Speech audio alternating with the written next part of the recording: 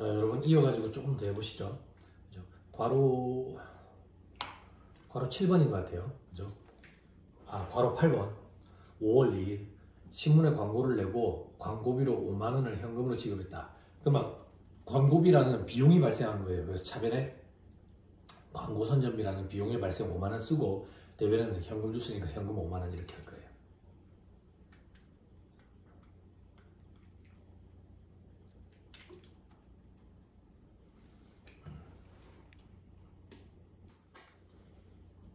네, 광고 선전비 5만 원, 현금 5만 원. 자, 그리고 괄호 9번에 차량에 대한 종합보험에 가입을 하고 보험료 12만 원을 현금으로 지급했다. 보험기간은 가입일로부터 1년이다 이렇게 되어 있죠. 그죠?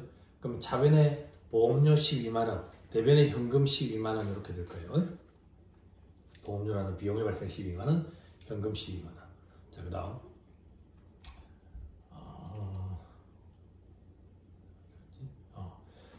괄호 10번 상품 150개를 60만 원에 외상 매입했다. 60만 원치 사왔다 그 얘기예요. 그죠? 그럼 상품 60만 원, 대변에 현금 60만 원. 상품 60만 원, 대변에 현금이 아니네.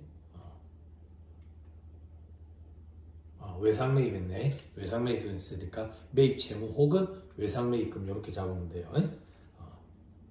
상품 60만 원, 외상 매입금 60만 원. 자, 그다음에 7월 31일에 상품 100개를 90만 원에 현금 판매를 했다. 요거는 판 거예요. 그러면 이제 돈이 90만 원만큼 들어오겠죠. 그리고 매출이 90만 원이 발생할 거예요. 자, 돈이 90만 원만큼 들어오고 그리고 매출 수익의 발생이 90만 원. 그 다음에 8월 10일 B회사 외상 매출금 80만 원이 회수되었고 외상 매입금 40만 원을 지급했다. 외상 매출금 80만 원이 회수됐다는 얘기는 외상 매출금 80만 원 있었는데 그거 요번에 받았다 그 얘기예요.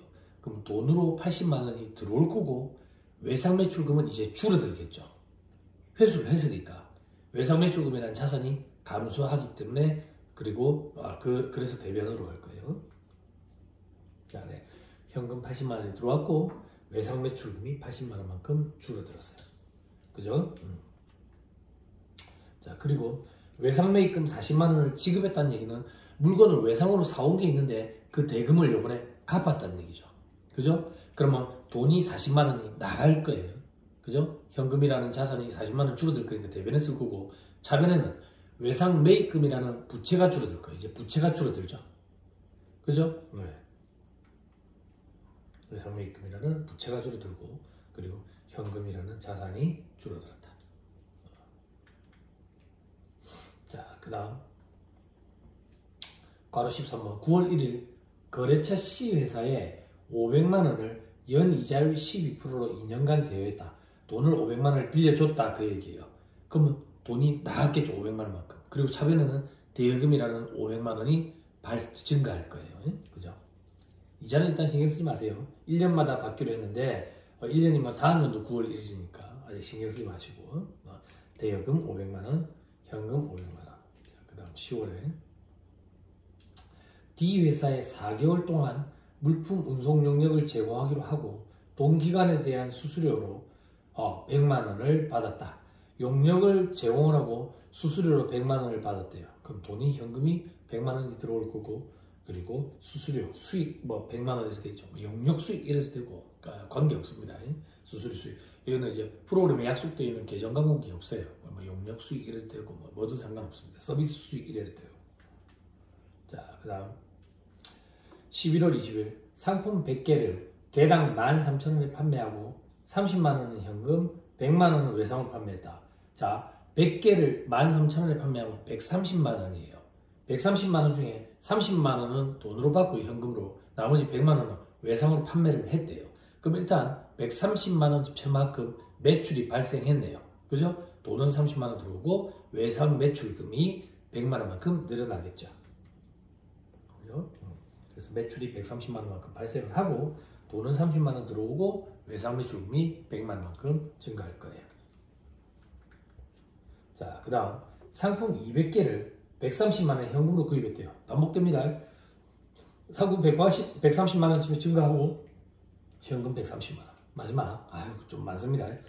종업원 급여 50만 원을 현금으로 지급했다. 대변에 현금이라는 자산이 50만 원 나가면서 차변에 종업원 급여라는 비용이 발생할 거예요. 다 했습니다. 다 했네요. 이제 마지막.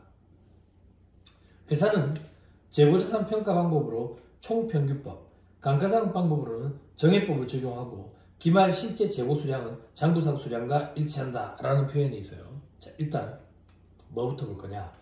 우리 지금 분계를 싹 다 끊었어요. 분계를 싹 다 끊었어요. 이 끊은 분계를 총계정원장으로 정기, 포스팅을 하겠죠. 그죠? 그 작업은 프로그램이 알아서 해준다 그 얘기예요. 그래서 프로그램이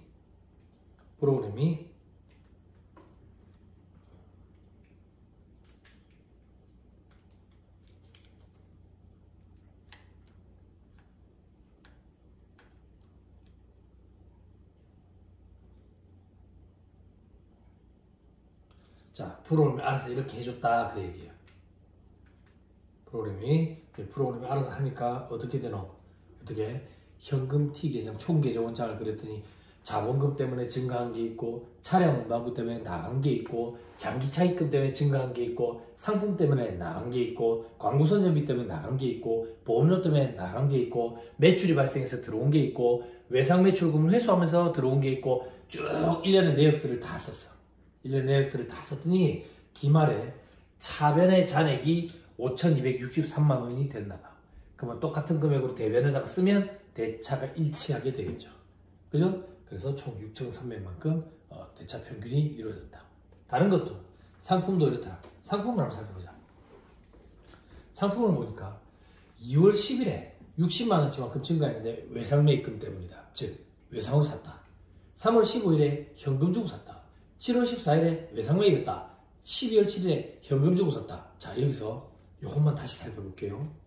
요것만 떼놔놓고 다시 살펴보면 상품은 2월 10일에 60만원치, 3월 15일에 100만원치, 7월 14일에 60만원치, 12월 7일에 130만원치 총 350만원치를 4번에 걸쳐서 사왔어요.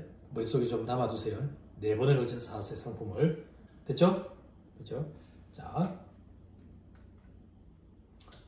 그 다음 나머지 계정들 장기 대여금, 외상 매입금, 차량도 자기 차입금 생략할게요. 자본금, 그죠? 그리고 비용 계정을 갖고 매출 계정, 수익 계정 한번 보세요. 매출이랑 수익 계정. 자, 수익 보니까 4월 10일에 매출이 발생했는데 상대 계정이 외상 매출금이네. 외상 매출했다 그 얘기네. 얼마만큼? 80만 원만큼. 7월 31일에는 매출이 발생했는데 현금이라는 얘기는 현금 매출이 했네. 얼마만큼? 90만 원만큼. 11월 20일에는 제자이 돼 있죠. 제자. 요즘에 이런 거 볼 일이 없는데 제자는 뭐냐면 상대편 계정과 뭐 매출이 대변에 있으면 매출이 발생하는 거죠. 그럼 상대편은 차변이죠. 차변. 매출이 대변에 있으니까 상대편은 차변이겠죠. 반대편은. 차변의 계정 과목이 한 개가 아니라 2개 이상이면 제자 이렇게 쓴다고. 제자. 오타 아닙니다. 제좌 맞아요. 여러 모두 제자다 그 얘기예요. 그러면 아까 잠깐 살펴볼까요? 아까 매출이 발생했을 때 상대 계정에 현금도 있고 외상 매출금도 있었거든. 두 가지가 있었거든. 그래서 제자 이렇게 해놓는 거야. 됐습니까? 자, 여기서 여러분 머릿속에 또 잠깐만 담아둡니다. 뭘 담아둘 건데, 자, 매출이 외상이든 현금 매출이든 상관없이 80만원, 90만원, 130만원 총 매출이 3번 발생을 했네요. 3번. 됐습니까? 됐죠? 자, 넘어갑니다. 요걸 가지고 이제 시산표에 싹 다 집계를 합니다. 시산표 특시 T계정처럼. 그래서 차변에는 자산이랑 비용들 쫙 갖다 쓰고 대변에는 부채랑 자본 수익들 쫙 갖다 썼어요. 그래서 시산표 작성을 했다. 뭘로 했노? 합계랑 잔액 다 나타나는 합계 잔액 시산표로 작성을 했다. 됐습니까? 됐죠? 됐습니다. 자, 그 다음. 자, 지금부터 할 게 뭐냐 이거예요. 지금부터 할 게 다시 우리 아까 매출이 4월 10일, 7월 31일, 11월 20일 3번 발생했어요. 80만원치, 90만원치, 130만원치 3번 발생했다고. 그럼 우리는 아까 매출이라는 수익을 인식하면 상대 계정으로 매출원가라는 원가를 인식해야지 남아있는 이익이 얼마인지를 계산할 수 있다 했죠. 그죠? 그 원가는 어떻게 계산하는데? 아까 있잖아. 용산전자상가에서 컴퓨터 70만원짜리를 떼와서 100만원에 팔았다며. 그럼 남은 게 30만원이잖아. 100만원은 알겠다 이거야. 그럼 뭐 얼마짜리를 떼왔냐 이거야. 즉 요번에 4월 10일에 80만원치 매출할 때는 얼마짜리를 갖다 팔았냐 이거야. 7월 31일에 90만원치 팔 때는 얼마짜리를 팔았냐 이거야. 11월 20일에 130만원 받고 판 거는 도대체 얼마짜리냐 이거야. 그 얼마짜리인지를 보려면 상품 계정을 봐야지. 상품 계정을 보니까 이제 머리가 아픈 거예요. 뭐 상품을 여러 번에 걸쳐서 사와가지고 개당 단가가 다 달라. 그럼 우리 아까 매출이 3번 발생했을 때 어느 날짜에 사온 상품을 팔았냐 이거예요. 그래서 실질적으로 물건을 팔았을 때 몇 월 며칠에 얼마짜리 사온 걸 요번에 판 건지 이렇게 집계하는 걸 우리는 개별법이라고 불러요. 개별법. 그런데 이 개별법은 가장 이상적인 방법이지만 현실적으로 쓰기는 힘들어요. 그래서 우리는 어떻게 하느냐? 가정이라는 걸 해요. 그 가정이 도대체 무슨 말입니까? 예를 하나 들어볼게요, 여러분. 우리 회사가 허니버터칩을 만드는 회사다. 허니버터칩을 만드는데 이거 하나 원가가 얼마인지를 계산하고 싶어. 한 봉지에. 그래서 사장님이 물어보는 거야. 허니버터칩 이거 한 박스 만드는데 감자가 몇 개 필요하노? 그러니까 10개 필요합니다. 그럼 요 박스 만드는데 감자 10개 어디서 갖고 왔노? 창고에서 그저께 들어온 감자 중에서 3개, 그저께 들어온 감자 중에서 5개, 어제 들어온 감자 중에서 2개를 갖고 왔습니다. 그저께 들어온 감자는 키로당 107.6원, 그저께 들어온 감자는 105.3원, 어제 들어온 감자는 102.1원 이렇습니다. 그럼 그걸 가지고 계산할 수 있겠네? 하려면 할 수가 있죠. 그런데 너무 복잡한 거예요. 인력도 딸리고. 그래서 우리는 가정이라는 걸 하고 그 가정을 우리는 원가 흐름의 가정 이렇게 부릅니다. 원가 흐름의 가정. 나중에 또 배웁니다. 재고조사부터해서. 그래서 어떻게 가정을 하는데 먼저 들어온 게 먼저 팔려나갔다고 보는 거예요. 나중에 들어온 게 먼저 팔려나갔다고 보는 거예요. 평균적으로 팔려나갔다고 보는 거예요.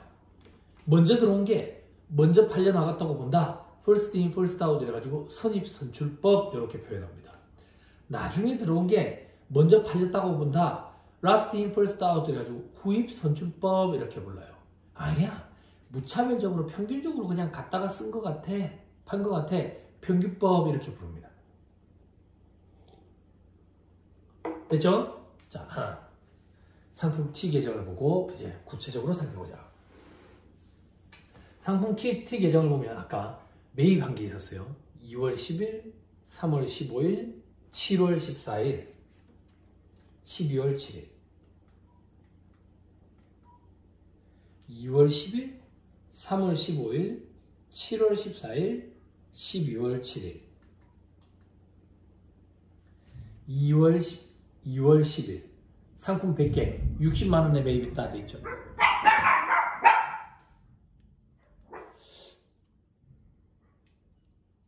죄송합니다. 개소리가 좀 들어가죠. 개가 많아요. 개가 4마리에서 죄송합니다. 상품 100개 60만원에 외상 매입했으면 개당 얼마겠어요? 개당 6,000원이겠죠? 그죠? 자, 그 다음 250개를 100만원에 구입했대. 100만원. 그러면 4,000원이겠죠? 그죠? 또 아까 언제 사왔더라? 150개를 60만원에 사왔대요. 그러면 개당 4,000원이겠죠? 그죠? 100개를 90만원에 샀대. 개당 9,000원이겠죠? 그죠? 다시 쓸게요.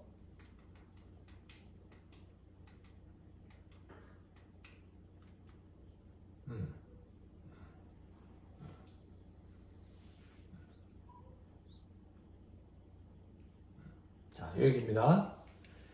2월 10일에 100개 사갖고 3월 15일에 250개 사갖고 개 많습니다. 지금 개수만. 7월 14일에 150개 사갖고 12월 7일에 200개를 사왔습니다. 기초 재고는 뭔데 작년에 팔다가 올해로 넘어온 거 그런 건 없습니다. 지금.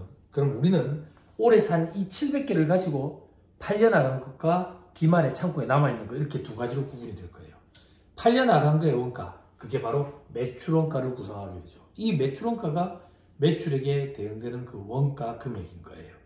그럼 다시 700개 중에 팔려나간 거, 안 팔리고 창고에 남은 거. 사장님이 알고 싶은 건 뭔데? 팔려나간 게 얼마치야? 창고에 안 팔리고 남은 건 얼마치야? 기말에 팔려나간 거의 원가, 매출 원가, 창고에 남아있는 재고의 원가, 기말 재고자산의 원가. 사장님이 알고 싶은 건 원가가 알고 싶다 그 얘기예요. 원가. 이 원가를 결정을 할 때 가장 이상적인 방법, 단가 결정 방법이 개별법인데 우리는 그걸 사용하지 못하기 때문에 원가 흐름에 가정을 한다. 그러면 어떤 가정을 하냐? 우리 아까 자료의 18번 회사는 재고자산 평가 방법으로 총평균법을 쓴대. 평균적으로 갖고 간 걸로 보는 거지. 평균적으로. 그럼 평균적으로 갖고 갔다는 얘기는 뭐냐? 단가가 이렇게 다 다른 재고가 있는데 팔려나갈 때 4월 10일에 100개 팔려나갈 때 요중에 평균적으로 그거 갖고 왔다 그 얘기야. 그러면 원가는 단가의 수량을 곱해야 되잖아요. 수량은 알겠어. 그럼 단가 프라이스는 어떻게 결정할 거냐? 프라이스는 평균적으로 결정할 거다. 평균적으로 결정한다는 얘기는 뭔데? 총 700개를 사갖고 700개에 대한 금액이 합치니까 총 350만 원이라네. 그러면 개당 평균을 치면 개당 평균이 5,000원이겠지. 5,000원.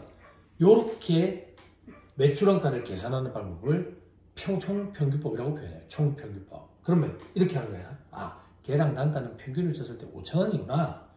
4월 10일에 100개 팔려나갔을 때 5,000원짜리가 100개 팔려나간 걸로 보자.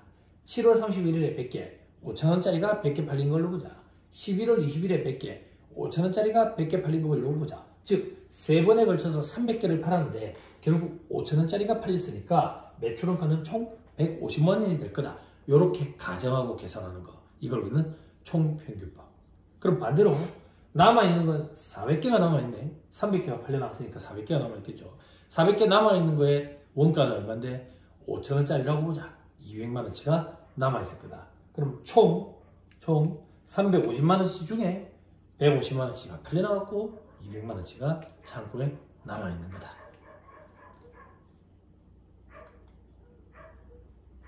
됐죠? 됐죠? 자, 그리고 감가상각비. 우리 아까 차를 취득한 게 있었어요. 얼마? 200만원에 취득했고요. 그리고 잔존가치는 없다 그랬어요. 그리고 내용연수는 5년. 아직 우리가 공부 안 했지만 정액법에 의한 감가상각비 하면 5로 그냥 나눈다라고 생각하면 40만원. 이 40만원에 대해서 감가상각비. 대변은 감가상각 누계. 즉 차량 운반부라는 자산 200만원을 앞으로 우리가 사용함에 따라 비용화시키는데 올해 비용화시킬 대상이 되는 금액은 40만원이다 그 얘기예요. 이 40만원은 분계를 끊으면 차변의 감가상각비, 대변은 감가상각 누계액이라고 쓰고 이 감가상각 누계액은 관련되는 유형자산에서 차감하는 형태로 표시해요. 관련되는 유형자산은 차량 운반부일 거고요. 감가상각 누계액은 차감하는 형태로 표시하기 때문에 200만원에서 140만원을 차감하면 장부 금액 이렇게 표현합니다. 장부 금액은 160만원이 될 거예요. 됐죠? 됐습니다. 자, 그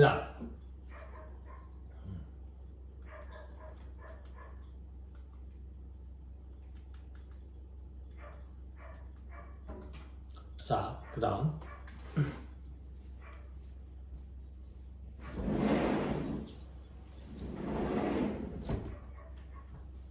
자, 이제 뭘 할 거냐? 우리 결산수정분기에 현금주의에서 발생주의로 돌리는 것도 결산수정분기라고 그러는데 그것들을 살펴볼 거예요. 그거. 자, 첫 번째 수익의 발생일이 되어 있죠. 미수수익일이 되어 있죠. 2014년 9월 1일 대여일. 또 아까 가서 보고 옵시다. 자, 9월 1일에 대여금이 있었어요. 9월 1일에 13번에 거래처 C회사에 500만 원을 빌려주기로 했는데 연이자 12%래. 그럼 연이자 12%면 이자는 1년에 60만 원이네. 그걸 2년 동안 빌려주는데 이자는 대여로부터 1년마다 받기로 했으니까 다음 연도 9월 1일에 60만 원을 받을 거야. 여기까지 머릿속에 담아두고. 자, 이 이자 60만 원은 다음 연도 9월 1일에 받을 거라고. 혹은 8월 31일. 그런데 회계는 발생주의. 발생주의가 뭔데? 이 이자가 2015년 8월 31일이 됐을 때 이자 60만 원 갑자기 수익이 빵 발생한 게 아니라 2014년 9월 1일부터 돈을 빌려줬기 때문에 매일매일 하루하루씩 이자가 발생했으니까 그게 쌓여가지고 한 번에 받은 거 아니냐 이거예요. 아 그래 알겠어 이해하겠어. 그래서 뭐 어쩌자는 얘기야. 그 중에 2014년 12월 31일을 기점으로 요 기간 동안의 이자는 2014년의 이자 아니냐 이거예요. 요 기간의 이자만 2015년의 이자니까 요 기간 동안의 이자인 얼마? 9월, 10월, 11월, 12월 총 1년 중에 4개월치에 해당하는 거. 그럼 1년 중에 4개월치 60만 원을 12로 나누고 4를 곱하면 되겠죠. 그죠? 그러면 20만 원인가 보네. 20만 원. 이 20만 원은 2014년에 인식해야 된다 그 얘기라고. 2014년에. 됐어요? 됐어요? 근데 우리 아까 인식한 거 있어요. 이자 인식 안 했거든. 아무것도. 분기 끊는 거 보면 아무것도 인식 안 했다고. 즉 이걸 분기를 끊는 거야. 이자 수익의 발생 대변에다가. 차변에는 이자를 받았어? 아니 아직 이자를 안 받았다고. 내년에 받는다고. 이자 아직 안 받았기 때문에 미수 이자 혹은 미수 수익이라는 자산 계정으로 잡아요. 그리고 얘는 추후에 내년이 되면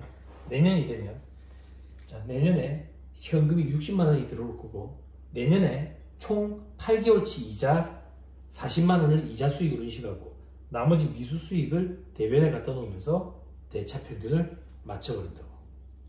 좀 버겁더라도 내년 분기는 지금 뭐 신경 쓰지 마시고 뭐 앞에 분기만 신경 쓰세요. 내년 분기는 내년이니까 올해 거부터 하자. 올해 거. 올해는 미수 수익, 이자 수익이라는 이 분기를 12월 31일자에 우리가 추가로 분기를 끊어 넣어야 된다고. 이걸 우리는 결산 수정 분계 이렇게 표현하지. 자, 그래서 결산 수정 분계만 따로 모았을 때 세 번째 분계가 방금 그거라고. 얘를 우리가 추가로 해 넣어야 돼요. 프로그램을 못 해줘요. 우리가 직접 하는 거예요. 그리고 본 김에 앞에 거 감가상각비 우리 분기한 거, 그리고 아까 매출원가 분기한 거, 매출원가 150만 원 대변인은 상품이라는 재고를 줄여버려야지. 그렇죠? 이게 우리 사람 손을 타는 거예요. 자, 조금 더 해봅시다.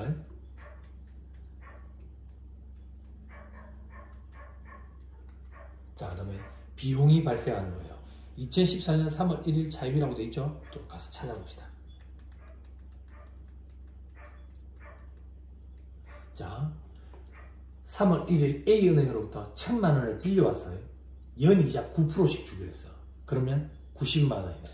3년간 빌려왔는데 이자는 차입일로부터 1년마다 지급하니까 내년 2월이 돼야 90만 원을 지급할 거야.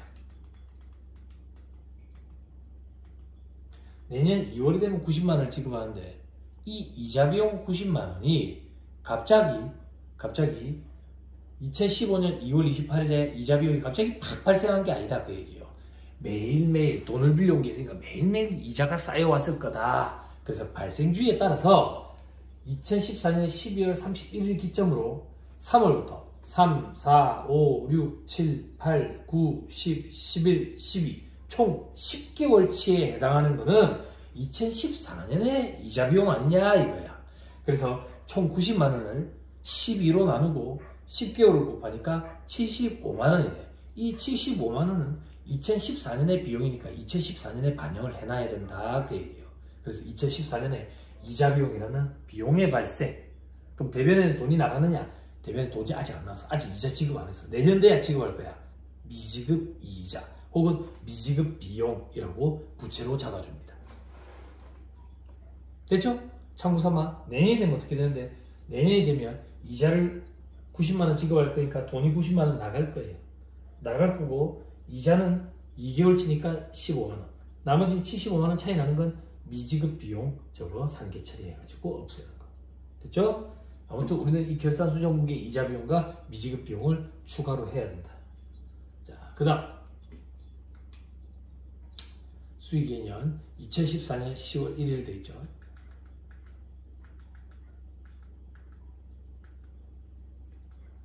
자, 10월 1일에 D 회사에 4개월 동안 물품 운송 용역을 제공하기로 해서, 그러니까 서비스를 4개월 동안 지속해서 제공하기로 했다고. 그리고 그에 대해서 수수료로 100만 원을 받은 거야. 그래서 회사가 어떻게 붕괴를 끊었는데, 회사가 어떻게 붕괴를 끊었냐면 이렇게 끊어놨다고.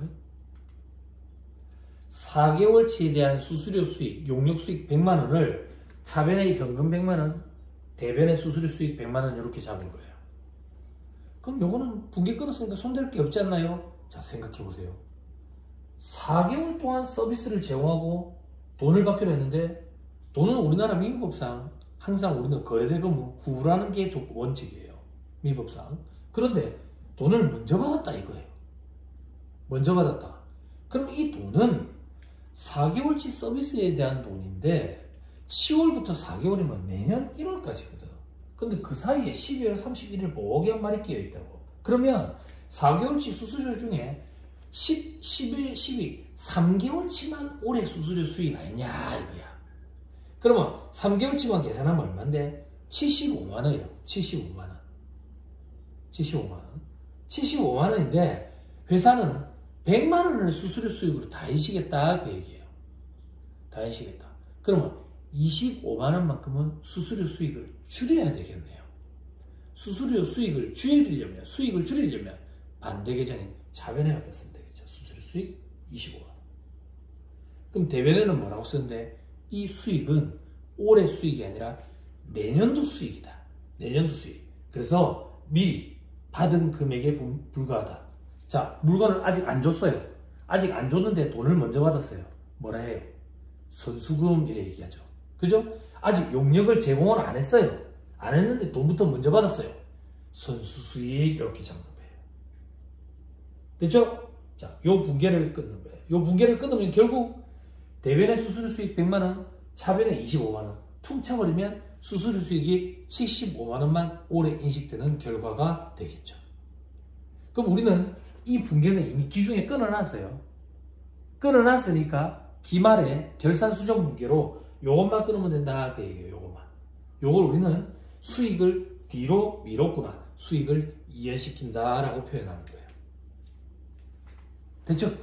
거의 다 왔습니다. 마지막 하나만 더 하면 됩니다. 자, 이제 비용에 의한 2014년 6월 돼 있네. 2014년 6월로 가보자. 자, 2014년 6월 차량에 대한 종합보험에 가입하고 차 보험료 냈나요? 차 보험료 12만 원을 현금으로 지급했는데 보험 가입 기간은 1년이래. 그럼 이 보험은 1년 동안 지속되기 때문에 내가 그 수수료를 낸 건데, 어떻게 한 번에 다 수수료 비용으로 처리했느냐, 보험료라는 비용으로 처리했느냐 그 얘기예요. 내년에 5월 말까지 보장이 되는 건데, 즉 다시 가봅시다. 1년분 보험료가 12만 원이라서 결국에는 올해는 6, 7, 8, 9, 10, 11, 12 7개월치만 올해 보험료고 나머지 5개월치는 내년에 보험료 아니냐 이거예요. 그럼에도 불구하고 회사는 1년치를 다 보험료로 잡았으니까 요중에 5개월치는 내년도로 미루자 그 얘기예요. 5개월치가 얼마인데? 5만 원. 그러면 미루려면 보험료라는 비용을 줄여야 되니까 대변에 쓰면 되겠죠. 보험료 5만 원. 그리고 차변에 뭐라고 쓰길래? 내년에 보험료인데 먼저 돈 줬네.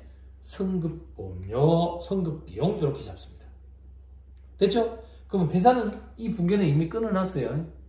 이 붕괴는 끊어놨고 기말에 이 붕괴만 추가를 하는 거죠. 결산수정 붕괴로. 그러면 결국 보험료 차변에 12만원, 대변에 5만원 네팅해버리면 보험료가 7만원만 올해 인식되는 결과가 되죠. 다 했습니다. 요게 결산수정무게고 이게 우리 사람 손을 타는 겁니다. 이 결산수정무게에 미수수익부터 성급비용까지 수익의 발생, 비용의 발생, 수익의 이연, 비용의 이연은 현금주의에서 발생주의로 돌리는 거. 방금 했던 매출원가와 감가상각비. 매출원가 이게 뭐 한 건데 기말에 재고자산을 평가한 거야. 감가상각비는 기말에 유형자산을 평가하는 거야. 즉 기말 자산 부채의 평가. 결산 수정 분계라는 것은 기말 자산 부채의 평가 혹은 현금주에서 발생주의로 돌리는 작업, 사람 손이 필요한 작업. 이 작업을 하면 수정 후 시산표가 나오고 재무제표를 세팅할 수 있는 거예요. 자, 볼게요. 이 노란색 음영 들어간 부분이 추가로 분계를 끊어서 반영이 된 거예요. 수정이 된 금액들이에요. 됐죠? 자, 그래서 그다음 그 수정이 된 금액을 가지고 손익계산서를 뽑아보니까 손익이 아까랑 달라졌습니다. 아까랑 달라졌어요. 그죠? 자, 금액을 보니까 당기순이익은 68만원까지 발생을 하네요. 그리고 재무상태표도 아까랑 다릅니다. 됐죠? 됐죠? 자, 이 정도 보시죠. 이 정도 보시고 이 뒤에는 참고 삼아 보세요. 재무비율은 그냥 뭐 이건 뭐 제가 뭐 별도로 설명하기도 그렇고 유동비율이라는 게 있습니다. 유동비율, 기업의 유동성 차원. 유동성이 뭔데? 현금화되는 속도. 현금화되는 속도. 그게 도대체 무슨 말인데? 내가 갑자기 급전이 필요했을 때 내 자산 중에 현금으로 당장 바꿀 수 있는 자산이 얼마나 될까? 그게 유동비율이에요. 유동비율. 갑자기 은행에서 돈 갚으라는데 내게 이 상환 능력이 될까? 당장 이거를 현금화시켜 갚을 수 있을까? 이런 것들이 유동비율. 그 유동비율은 유동자산을 유동부채로 나누는 거. 이걸로 유동비율을 복귀를 했어요. 그러면 유동자산과 유동부채가 뭐냐 이거야. 그런 것도 앞으로 공부를 해야 될 거예요. 됐죠? 자, 부채 비율은 자본 총계분의 부채 총계. 자본 총계는 뭔데? 내 돈. 부채 총계는 뭔데? 남의 돈. 내 돈 중에 남의 돈. 이렇게 되는 거예요.